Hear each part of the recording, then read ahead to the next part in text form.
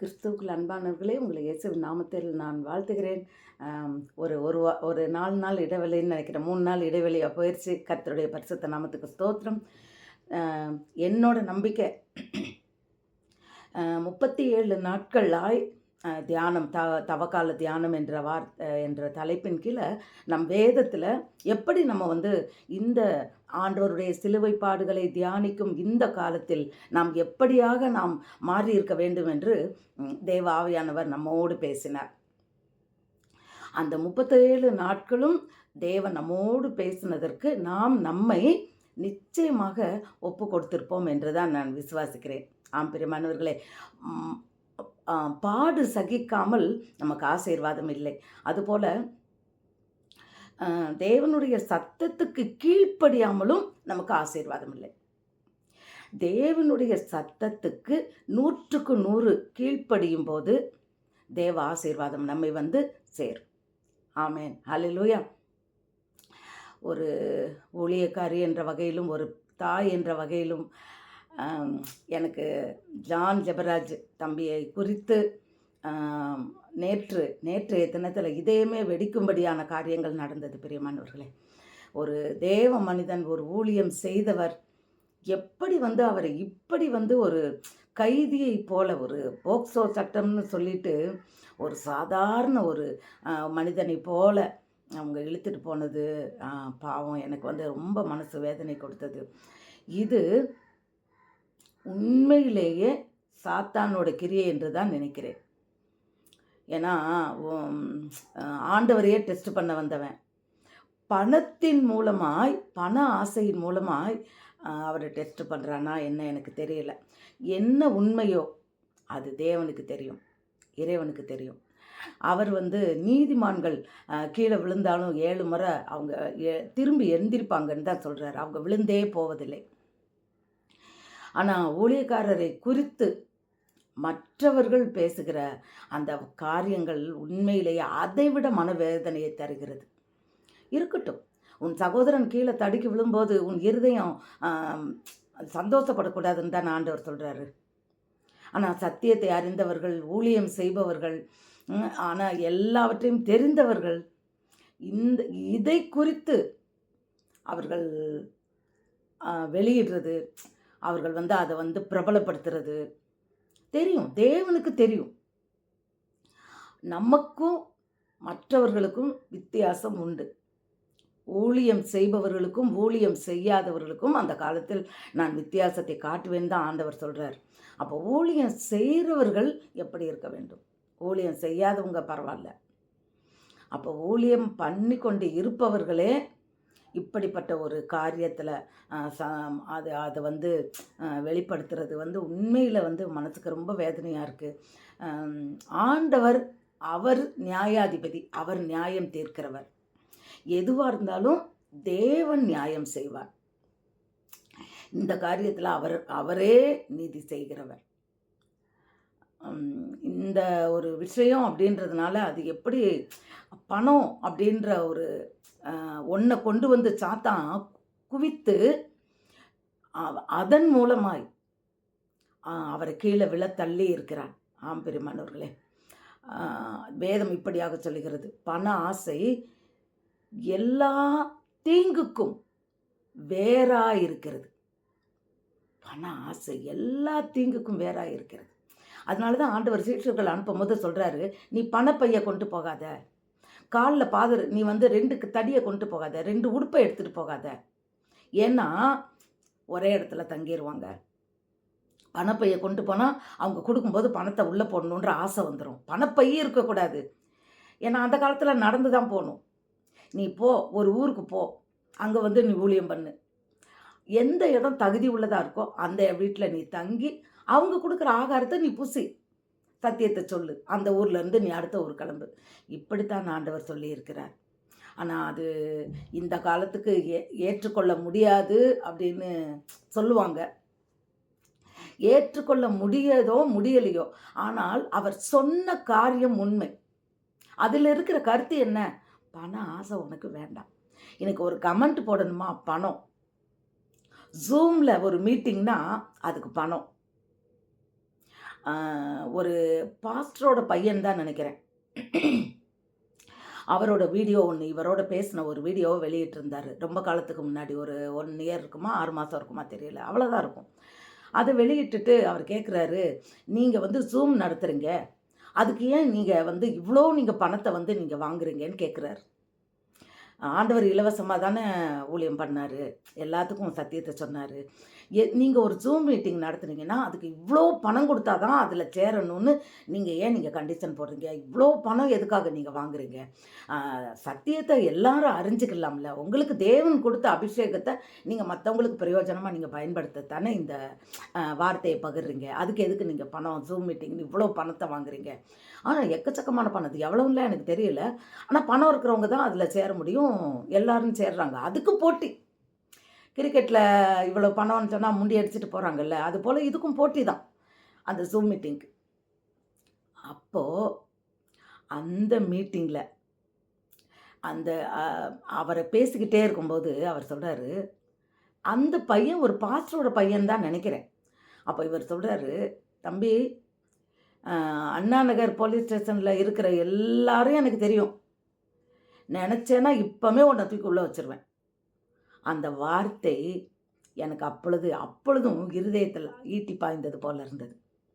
ஏன்னா தேவனுடைய சத்தியத்தை சொல்லுகிற ஒரு மனிதன், உங்களுக்கு ஆண்டவர் தீமோத்தேயுல பேசுகிறாரு, ஆவியானவர் பேசுகிறாரு, நீங்கள் உங்களிடத்துல யாராவது ஒரு விண்ணப்பம் பண்ணுனா அதை நீங்கள் சாந்தத்தோடும் மனத்தாழ்மையோடும் நீங்கள் பதில் சொல்லுங்கன்னு தான் கொடுத்துருக்கிறார்.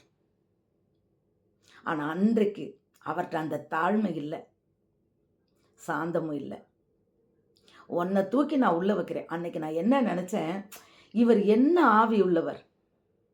ஆண்டவர் சொல்லுவார், சீஷர்கள் கேட்பாங்க, ஆண்டவரே இவங்களை நான் போய் தடுத்துறட்டுமா? உங்கள் பேரில் வந்து அவங்க சொல்கிறாங்க, அவங்கள நான் துரத்திடட்டுமா? அப்படி இப்படின்னு எல்லாரும் கேட்கும்போது ஆண்டவர் சொல்லுவார், நீங்கள் இன்னும் ஆவி உள்ளவர்கள் என்பதை நீங்கள் அறிந்திருக்கிறீங்களான்னு கேட்பார். பிரியமானவர்களே, கிறிஸ்துவின் ஆவி உடையவன் கிறிஸ்துவை போல அவன் நடக்க வேண்டும். கிறிஸ்துவனுடைய காதை வெட்டும்போது அதை திருப்பி ஒட்ட வச்சார் ஆண்டவர். பேதுரு தப்பு பண்ணான், அப்போ இன்னும் ஆவி உள்ளவர்கள்ன்றது தெரியலையா, ஏன் இப்படி பண்ணுறேன்னு சொன்னார். அடுத்தவங்களுக்கு கஷ்டம் கொடுக்கூடாது. இவர் நான் உன்னை போலீஸ் ஸ்டேஷனில் கொண்டு போய் வைக்கட்டுமா? அப்போது வேதமானது சொல்கிறது, நீ எதை விதைக்கிறாயோ அதை அறுப்பாய். உண்மையில் அன்றைக்கி அந்த பாஸ்டரோட பையனோட மனசு எவ்வளோ வேதனைப்பட்டிருக்கும். கேட்ட எனக்கே வேதனையாக இருந்தது. அப்போ அவங்க மனசு, நீ சின்ன பையன், அவ்வளோ ஒன்றும் ஒரு பெரிய ஆள் கிடையாது, கேட்குறான் அவ்வளோதான். ஏன்பா ஏன் இப்படி நடக்குது? அவனுக்கு ஊழியத்தில் தேவனுடைய அந்த காரியத்தில் அவனுக்கு ஒரு தாகம். அப்போ கேட்குறான். சாந்தத்தோடும் தாழ்மையோடும் பதில் சொல்லி இருந்திருக்கலாம். உன்னை தூக்கி நான் உள்ளே வைப்பேன்னு சொன்னார். ஒருவேளை நான் நேற்று ஜெபிக்கும்போது நினச்சேன், ஒருவேளை இதனாலயா, என்ன காரணத்தினால வந்தது, எப்படி நடந்தது? ஆனால் ஒன்றே ஒன்று மட்டும் உறுதி, பணம். ஊழியத்தில் பண ஆசை அப்படின்னு ஒரு மனிதனுக்கு வந்து விட்டால், ஒரு ஊழியக்காரனுக்கு வந்து விட்டால் அவன் அபிஷேகத்தை இழந்து விடுகிறான். அதுதான் உண்மை. சாதாரண மனிதனை போல மாறிவிடுகிறான். என ஆண்டவர் சொல்லுகிறது, இலவசமாய் பெற்றுக்கொண்ட என்னிட்டிருந்து நீங்கள் பெற்றுக்கொண்ட காரியங்களை, அபிஷேகத்தை இலவசமாய் பெற்றுக்கொண்டதை இலவசமாய் கொடுங்கள். பிசாசுகளை தருத்துங்க, வியாதியஸ்தரை சுகமாக்குங்க, எல்லாரும் சொல்கிறாரு. மருத்துவரை கூட உயிரோடு எழுப்புங்க. நான் உங்களுக்கு இலவசமாக கொடுத்ததை நீங்கள் இன்றைக்கி இலவசமாக மற்றவங்களுக்கு கொடுங்க. ஆனால் இன்றைக்கு ஊழியத்தில் எதுவுமே இலவசம் அல்ல. இல்லை பெரியமானவர்களே, இயேசு கிறிஸ்துவின் காலத்தில் நடந்த ஊழியத்தை போல் இன்றைக்கு ஊழியம் என்பது இலவசம் அல்ல, பணம். ஈவன் சண்டே கிளாஸில் போய் குட்டி பிள்ளைங்க பாடம் படி, சண்டே கிளாஸில் ஒரு வாரம் போய் அந்த பிள்ளைங்க கற்றுக்கிறதுக்கு கூட பணம் கட்டணும். 50 ரூபா கட்டு, 100 ரூபா கட்டு, சில இடங்களில், எல்லா இடத்தையும் நான் சொல்லலை. அது மாத்திரம் இல்லை, அந்த சண்டே கிளாஸை மனம்பு வந்து பிள்ளைகளுக்கு பாடம் நடத்த வருகிற ஆசிரியர்கள் Sunday class teachers, Sunday class கிடையாது பிரியமானவர்களே. சாரி, இந்த விபிஎஸ் கிளாஸ். இந்த விபிஎஸ் கிளாஸ் விடுமுறை நாட்களில் நடத்துகிற வேதாகம பள்ளின்னு சொல்லி ஒரு வாரம் 10 நாள் அவங்க இஷ்டத்துக்கு நடத்துவாங்க. 7 நாட்கள் 10 நாட்கள். அந்த இதுக்கு வர்ற பசங்கிட்ட பணம் கொடு. ஏன்னா அதாவது அந்த அவங்க புக்கெல்லாம் கொடுக்குறாங்க இல்லையா, அதுக்கு. 2வது அது நடத்துகிறதே ஆலயத்திலேருந்து தான் நடத்துவாங்க. காணிக்கையிலேருந்து செஞ்சுருக்கலாம். அந்த குழந்தைங்க பணம் கொடு. 2வது அந்த அங்கே வேலை பார்க்குற அங்கே ஊழியம் பண்ணுகிற அந்த ஆசிரியர்களுக்கு, வேதாமகம் பள்ளி எடுக்கிற அந்த ஆசிரியர்களுக்கு நீங்கள் வந்து பணம் கட்டுங்க. 50 ரூபானாலும் கட்டுங்க. அது எதுக்குன்னு எனக்கு தெரியல. இலவசம் என்பது எதுலேயுமே இல்லை, எந்த ஊழியத்துலேயுமே இல்லை.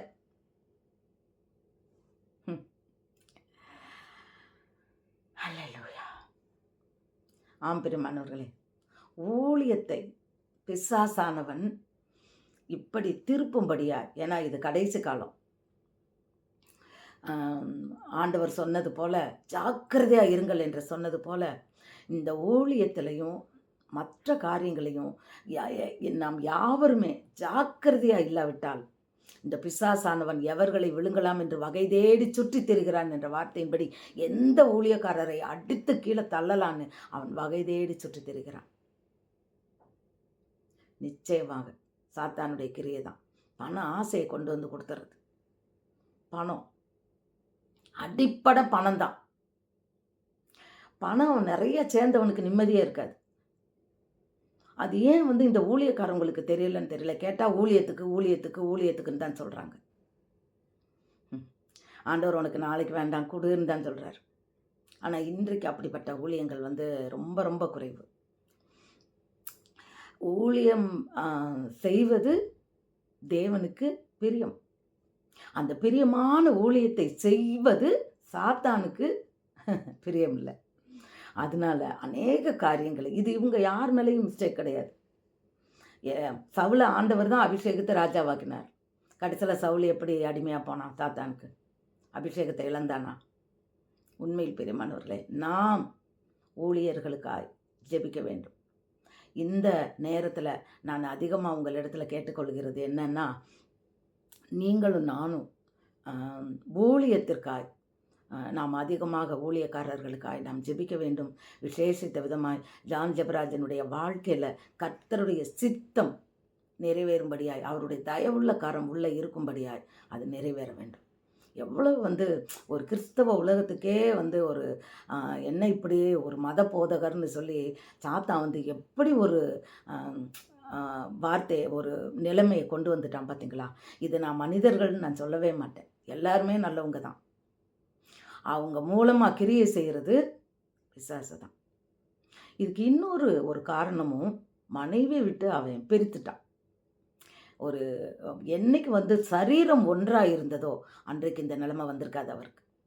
ஏன்னா அவர் தான் தலை, மனைவி சரீரம். வேதம் அப்படித்தான் சொல்லுது. கணவன் மனைவியும் என்னைக்கு திருமணம் முடிச்சாங்களோ அன்னைக்கு நீங்கள் இருவர்னு சொல்லலை, ஒருவர்னு சொல்லுது. அப்போது அந்த ஒருவர் எப்படி தலை மட்டும் பிரிஞ்சு போக முடியும்? இந்த பிரிவும் ஒரு காரணமாயிற்று. கொஞ்சம் கூட கணவனும் மனைவியும் பிரிவினைக்கு இடம் கொடுக்கக்கூடாது பிரியமானவர்களே. ஊழியக்காரவங்களை பாருங்களேன், உள்ளுக்குள்ளே எவ்வளவுதான் அவங்களுக்குள்ள பிரிவினர் வெளியே தெரியாது. இது வந்து ஊரறிய உலகம் அறிய எல்லாரும் தெரிந்து கொள்ளும்படியாய் காரியங்கள் நடக்க அது சாத்தானுக்கு மிகவும் அது வசதியாக போச்சு. நல்ல முறையில் அவன் நடத்தியிருக்கான், கொண்டாடியிருக்கான்னு தான் நான் சொல்லணும்.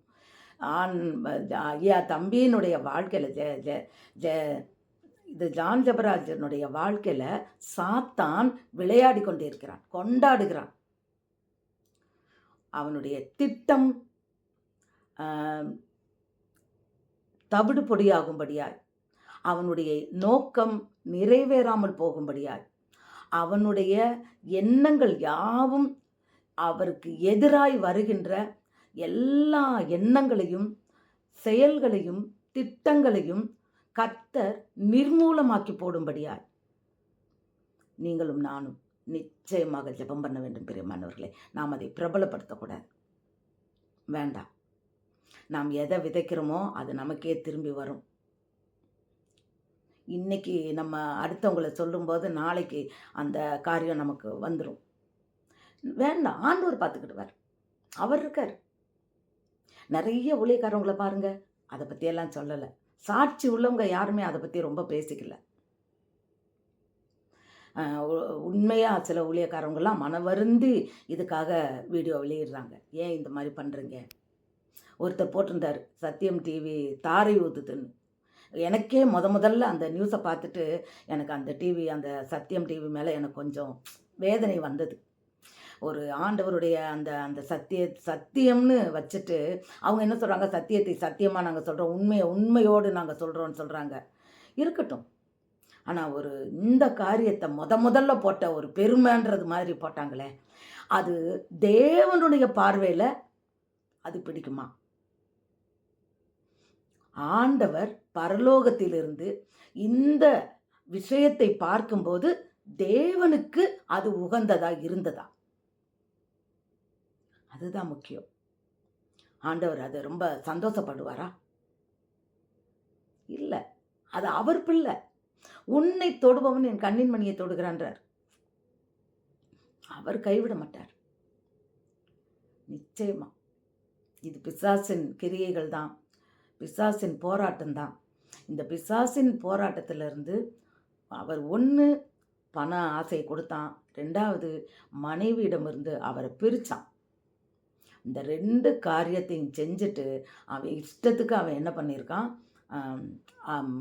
அந்த பேரை கெடுக்கும்படியா இல்லை, அந்த பேரை அவனால் கெடுக்க முடியாது. நிச்சயமாக கர்த்தர் பரலோகத்திலிருந்து ஒன்றை அனுமதிக்காவிட்டால் நிச்சயமாக அது நடக்காது. பிரியமானவர்களே, அவன் வரலாம், ஆனால் அவன் தோற்று போனவன். காரிய கிரியைகள் செய்யலாம், ஆனால் உண்மை முடிவு என்னன்றது ஆண்டவர் ஒருவரே, அவர் ஒருவருக்கே தெரியும். அந்த உண்மை ஆண்டவர் ஒருவருக்கே தெரியும். அப்படியே இருந்தால் நாம் அவர்களுக்காக நாம் ஜெபிக்க வேண்டும். நிச்சயமாக நாம் ஜெபிக்க தவறினால் அது நமக்கு பாவம்தான். ஜெபிக்கணும். ஒருவருக்காக ஒருவர் ஜெபியுங்கள். ஜெபம் என்பது நமக்காக அல்ல, மற்றவர்களுக்காய், தேசத்திற்காய், ஊழியத்திற்காய், ஊழியக்காரர்களுக்காய். நம் அன்றாட ஜெபத்தில் ஒரு நேரம் இருக்கணும். நிச்சயமாக உலகமெங்கிலும் உள்ள பரிசுத்தவான்களுக்காய் நாம் ஜெபிக்க வேண்டும். அந்த பாட்டெல்லாம் பாடத்தில் அவர் பரிசுத்தவான் தானே, எல்லாரும் அவரை கொண்டாடணும். எப்படி ஒரு பாட்டை எழுத முடிந்தது? ஆனால் தீர்க்க தரிசனமாக அந்த பாட்டில் உள்ள வரிகள் எல்லாம் பார்த்தா இப்போ பொருந்தது அவருக்கு. நிச்சயமாக அந்த வரிகள் எல்லாமே அதை கூட போடுறாங்க வீடியோவில். அவர் எழுதின அந்த வார்த்தைகள் அப்போ எழுதினது அவருக்கு அது பொருந்தலை. ஆனால் இப்போ நிலைமைக்கு அவர் எழுதின பாடலின் வரிகள், அநேக வரிகள் அவருக்கு பொருந்தது. ஹல்லேலூயா. கர்த்தர் பெரியவர், கர்த்தர் பெரியவர், கர்த்தர் பெரியவர். உண்மையில் யோனா சொன்னது போல வானத்தையும் பூமியும் உண்டாக்கின பரலோகத்தில் தேவனாகிய கர்த்தரிடத்தில் நாம் பயபக்தி உள்ளவர்களாய் இருக்க வேண்டும். அது ஒன்று தான் நம்ம செய்யணும் பிரியமானவர்களே. கர்த்தரிடத்தில் பயபக்தி உள்ளவர்கள் நிச்சயமாக ஊழியக்காரனை குறை சொல்ல மாட்டாங்க. மோசையை பற்றி அவ குறை கூட சொல்லலை. அவ எங்களோடையும் தான் ஆண்டவர் பேசினாரு அப்படின்றதான் சொன்னான். அதற்கே தேவன் அவளுக்கு குஷ்டரோகத்தை கொடுத்தார். அது உண்மை.